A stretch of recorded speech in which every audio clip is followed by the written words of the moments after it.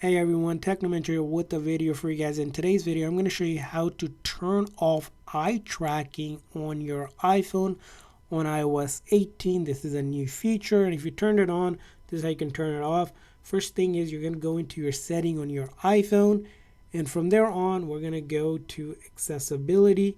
And from accessibility here, we're going to go down to the section that says physical and motor, and we're going to click on eye tracking. And most likely, if you have eye tracking turned on, you have to do this with your eyes. So go ahead and do that. And then you're going to want to click this option to disable. So you want to go ahead and click on that, click OK. And you'll say you want to turn it off. Yes. And this will turn off your eye tracking on your iPhone just like that. Keep in mind now, if you do turn it off, if you really need this feature, it's going to make it difficult. So of course you'll have to consider that, but this is the setting that allows you to disable or turn off eye tracking on your iPhone.